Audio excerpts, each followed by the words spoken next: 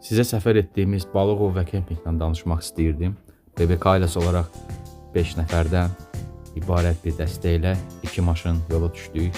Sübh tezdən şəhərdən çıxdıq və üzümüzü tutduq Azərbaycanın uzaq bir rayonlarına.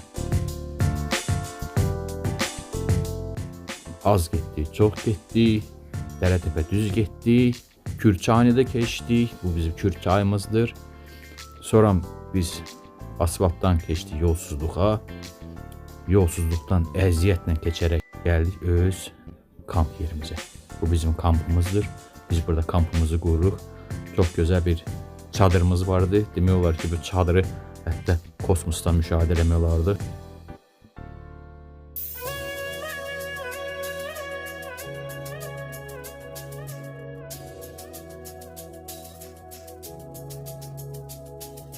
Bu isə çadırımızın içində bizim sobadır. Peletslə, taxta peletslə çalışan sobadır. Aydın bu saat çalışır, onu xodlasın və budur, bu Aydın onu xod deyə bildik. Görürsünüz ki, bacadan üstü çıxır. Gələn kimi də səhər qayğanaq, ənənəvi səhər yeməyi, qayğanağımızı yeyirik və başlayırıq balıq ovumuza. Bu da nihayətdə ehtiyatsızlıqdan qarmağı keçirtdi əlinə. Biz indi burada çalışacağıq. Onun barmağından o qarmağı çıxardaq. Çox dərin keçmişdir.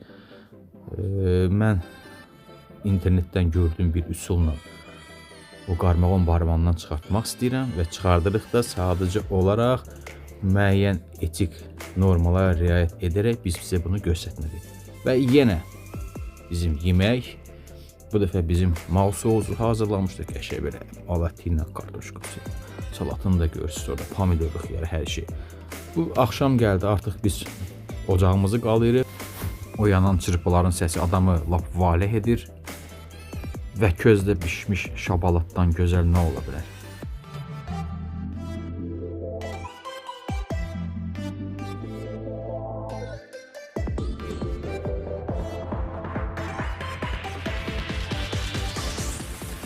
Bizim səfərimizin ikinci günü başladı və səhər yeməyi ənənəvi yumurta, sosiska.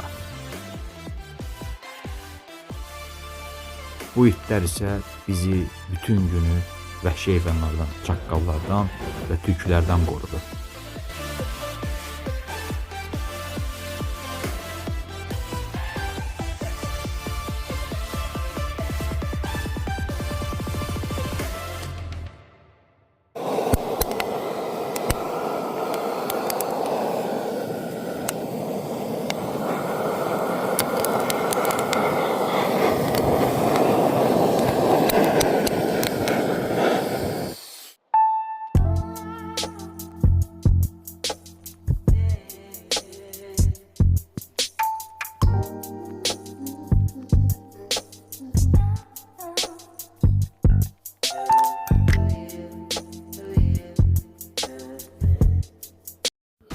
İndi siz fikirləşərsiniz ki, bunlar bütün gün yeyiblər, içiblər.